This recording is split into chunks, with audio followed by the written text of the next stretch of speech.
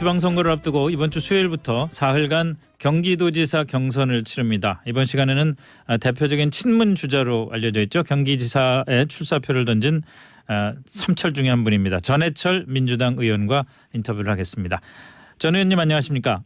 예, 안녕하십니까? 예, 오늘 낮에 그 경기도지사 후보 당내 경선 후보 TV 토론회 저도 봤는데 예. 어떻게 그 잘하신 것 같으세요? 예, 저는 잘했다고 생각하고 주위에 칭찬도 많이 받았습니다. 아, 그러세요? 나만 어떻습니까? 아니 뭐 저도 아주 잘하신 것 같다는 생각이 듭니다만은 감사합니다. 예, 그 어떻게 보면은 그 이재명 전 시장이 그 대선 때라든지 평소에 보이셨던 그 스타일보다는 훨씬 더 점잖고 좀 차분하게 한 것 같다. 예. 그게 전 의원님을 좀 의식한 것 아니냐 뭐 이런 얘기들도 저희가 TV를 보면서 좀 나눴습니다. 그런 것 같습니까? 예, 일단 토론의 주 목적이 그동안 나왔던 의혹에 대해서 정확하게 설명하고 네. 또 가지고 있는 정책을 잘 이렇게 도민분들에게 설명 구하고 또 판단을 하는 거라고 생각합니다. 네. 그런 면에서 오늘 그 해경군 김 씨라고 하는 그 트윗에 대한 정확한 설명을 못 들은 게 좀 유감이었고요. 예. 나아가서 이제 내일부터 경선이 시작돼서 오늘 처음이자 마지막 토론회로 충분하게 검증의 기회가 좀 부족했다라는 부분은 좀 아쉽게 생각을 합니다. 예. 말씀하신 김에 해경군 김 씨 이 SNS 논란 우선은 뭐 잘 모르겠으니까 수사를 해달라 이렇게 이제 고발을 하신 거잖아요. 그렇습니다. 내부적으로 보실 때는 그 의심이 가는 부분들이 있습니까? 누구라고 어느 정도 좀 짐작이 가거나. 일단 내용이 제가 이제 몇 번 말씀드렸습니다만은 아무튼 저에 대해서 아주 악의적인 비방 이외에 노무현 전 대통령이나 문재인 대통령에 대해서 아주 표현적인 발언을 해서 이런 부분에 대해서는 아무리 선거 과정이라 하더라도 좀 사법 처리가 필요하다 생각을 했는데요. 네네. 관련해서 이제 많은 온라인 상에나 또 당원 시민분들이 이재명 후보 측과 관련성을 계속 이야기를 했습니다. 그런 면에서 저는 공동 조사를 의뢰해서 빨리 의혹을 해소하자라고 이제 이야기를 했었는데 그게 응하지 않아서 제가 단독으로 고발했고요.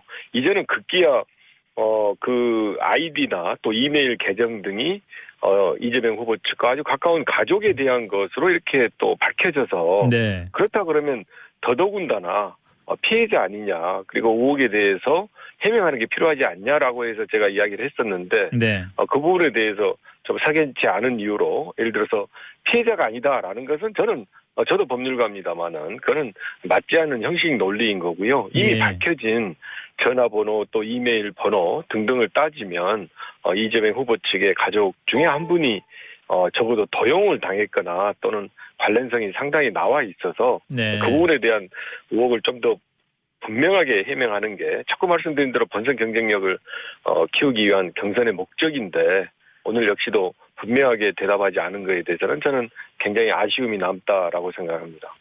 사실 경기도가 그 지방자치단체로서는 인구도 제일 많고 여러 가지 정책 현안이 가장 그 많을 수밖에 없는 그런 광역단체 아닙니까? 근데 이렇게 그 어떻게 보면 이제 여권의 당선 가능성이 높은 상태에서 경선을 치르는데 어떤 정책 공방이 좀 치열하게 벌어지지 않고 이런 문제가 벌어졌다는 것 자체가 조금 안타깝기도 하고 그렇단 말이죠. 그럼에도 불구하고 오늘도 사실은 이제 제가 가진 공약에 대해서 일부라도 설명할 기회를 가졌고요. 또 관련해서 충분하게 또 대화를 토론을 했다고 생각합니다. 특히 이제 양기대 시장의 경우에는 저하고 유사하게 13가지, 저도 한 15가지의 공약을 이렇게 발표했었거든요. 그런 면에서 공약에 대한 이야기도 있었습니다만은 또 한 토론의 목적인 또 의혹 해소에는 좀 미흡하지 않았나라고 생각합니다. 근데 아무래도 우리 전해철 의원님 그러면은 제가 앞에서도 삼철 이렇게 말씀을 드렸습니다만은 고 노무현 전 대통령뿐만이 아니라 문재인 대통령과 워낙 가깝다는 사실을 뭐 국민이 다 알고요. 이런 상황에서 선거에 임하실 때 어떻게 그 좀 이게 부담이 됩니까? 아니면은 큰 도움이 될 거라고 생각을 하십니까?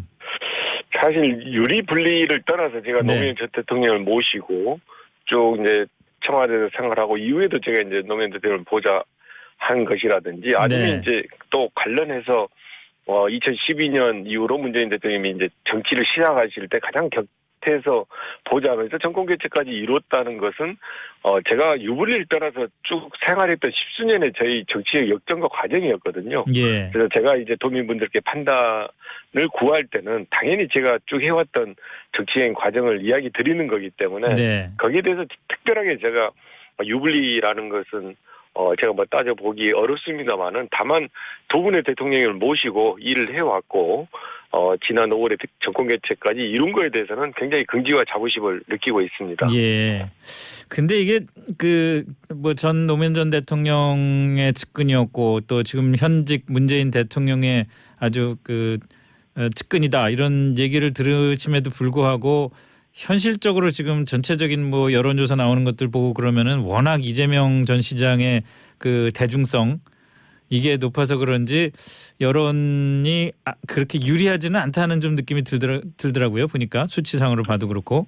사실 초반에 인지도 부족이 굉장히 어려움이었습니다. 예. 그래서 이제 한 자릿수의 지지율 인지도를 보였었는데 이후에 이제 저에 대해서 쭉 이야기를 하면서 두 자릿수도 가고 또 20% 중반 후반까지 쭉 가고 있어서 저는 초반에 인지도 부족이 상당 부분 극복이 됐다라고 생각을 하고요. 네. 제가 그동안은 민정수석 등의 업무로 인해서 조금은 저를 알리는 거에 대해서 좀 소홀히 했다면 이번 선거 과정에서 저를 이렇게 충분하게 알리는 부분을 도민 여러분께서 판단해 주시고 또 긍정적인 성원을 많이 해주셨다고 생각을 합니다.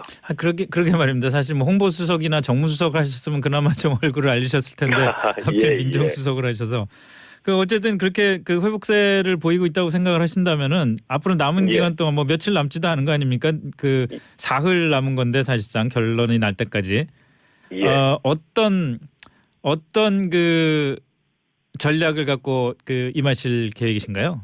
예, 특별한 전략보다는 제가 지금까지 해오던 대로 제가 이런 정책을 가지고 경기도정을 하겠다라는 것을 계속 진정성 있게 설명드릴 기회를 갖도록 하고요. 네. 무엇보다도 저희들이 20년 전에 경기도 지자선거에서 이긴 이후로 민주당이 못 이겼습니다. 네. 그렇게 하고 또 경기도민에게 필요한 정책이 없었다라는 생각에서 경기도민의 행복 지수를 높일 수 있는 이런 정책을 제가 가지고 있습니다. 이걸 봐주시고 한번 판단해 주십시오라는 부분을 지금까지 해왔던 대로 계속적으로 진정되게 설명을 드리면 저는 좋은 결과가 있을 거다라고 생각을 하고 있습니다. 뭐 이왕 그럼 말씀하신 김에 전해철표 경기도정의 핵심 포인트 하나라도 좀 집어서 말씀 좀 해주시죠. 어떤 공약을 내세우실지. 예, 일단 삶의 질에 있어서 경기도가 더 이상 소외되지 않게 특히 비교해서 서울보다 부족하지 않다. 서울보다 나은 경기도를 만들고 싶습니다. 그런 의미에서 교통이나 또 교육에 대한 것, 복지에 대한 것도 경기도에는 이런 정책이 있다라고 경기도민들이 긍지와 자부심을 느낄 수 있는 그런 정책을 제가 설명하는 거여서 결론적으로 더 이상 소외되지 않고 또 주변에 있지 않는 경기도민의 삶이 좀 나아지는 그런 정책을 제가 제시하고 있습니다라고 이제 말씀을 드리고 싶습니다. 예, 지금 보실 때 경기도가 가장 문제다, 가장 시급하다, 해결이 돼야 된다라고 생각되는 건 어떤 부분인 것 같으세요? 일단 교통 문제입니다. 교통이요? 실제로 복잡하기도 하고요. 네. 또 교통체증이라든지 여러 가지 교통 문제가 전혀 풀리지 않고 문제는 이 경기도의 교통 문제가 경기도만의 문제가 아니고 서울, 인천 등의 광역 단위로 해결이 돼야 되는데 그게 되고 있지 않다라고 생각해서 제가 그렇죠. 서로 연계돼 있으니까. 그렇습니다. 기구나 제도로서는 수도권 광역교통청을 만드는 것이 필요하다 말씀을 드렸고요. 좀 더 나아가면 현재 이런 교통망이나 철도 노선이 모두 서울 중심의 남북입니다. 남북으로 되어 있는 것을 경기도에 동서도 있는 링철도를 건설해서 경기도에서도 적어도 1시간 이상을 단축할 수 있는 그런 교통수단을 만들어야 된다라는 것을 제가 공약으로 말씀드리고 있습니다.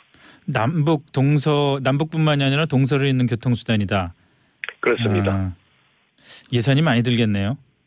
예, 예산은 근데 제가 이제 산정했던 7조 5천억 원에 대해서요. 이미 문재인 정부에서 발표한 게 반 이상이 실현 가능합니다. 그러니까 서울을 잇는 순환형에 대해서는 이미 정부 예산이 확보가 되어 있기 때문에 옆에 링철도 동과 서해 부분에 대해서는 경기도와 인천이 협의하고 또 합의한다 그러면 이 정도의 사회 간접 자본에 대한 예산은 들어야 된다. 그래야만 경기도가 좀 더 나아지